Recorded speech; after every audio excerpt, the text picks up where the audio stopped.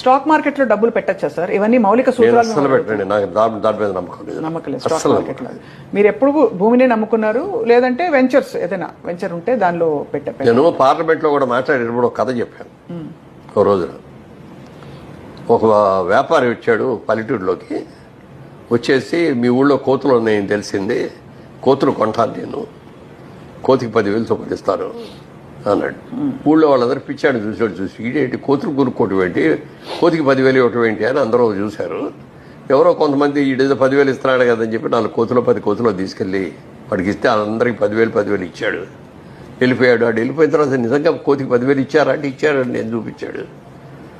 ఈసారి మనం జాగ్రత్త పడాలి అనుకుని నెక్స్ట్ టైం ఇంకో నెలలో వచ్చాడు. మళ్ళీ ఈసారి 15,000 ఇస్తానన్నాడు. 15,000 ఇస్తానన్నాడు కోతికి.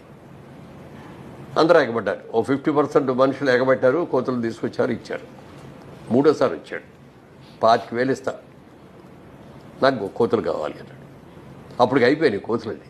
ఊళ్ళో ఉన్న కోతులన్నీ అంత ముందే కొనేసి తీసుకెళ్ళిపోయాడు. ఎక్కడ కోతులు లేవు. 25,000 ఇస్తానంటాడు. పక్క ఊళ్ళోకి వెళ్తే 20,000 దొరుకుతున్నాయి. అక్కడికి వెళ్ళి 20,000 కొనుక్కొని కోతులు తీసుకొచ్చేసి వీడికి అమ్మారు.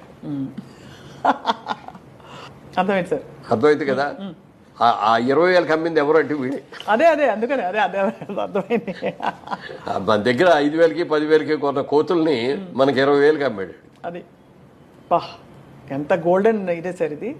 అయితే ఇప్పుడు స్టాక్ మార్కెట్ కూడా అలాంటిదేనండి. ఏ రోజున ఏ రేట్లు ఎందుకు పెరుగుతున్నాయో తెలియదు, ఎందుకు పడిపోతున్నాయో తెలియదు. ఇది బ్రహ్మాండంగా ఉంది అని అందులో పెడతాం. అంటే ఏదైనా డబ్బు సంపాదించడానికి కష్టపడి సేవ్ చేసుకుందాం అనుకున్న విలువ ఇది ఆర్టిఫిషియల్గా ఏదో పెట్టుబడి పెట్టేసి ఊరినే వచ్చేసింది. ఒక లాటరీ వచ్చింది అని అంటే దాంట్లో కూడా వచ్చినప్పుడు బాగానే ఉంటుంది, సంతోషంగానే ఉంటుంది.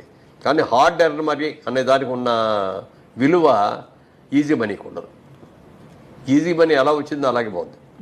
హార్డ్ ఎర్న్ మనీ మనం జాగ్రత్తగా కాపాడుకుంటాం.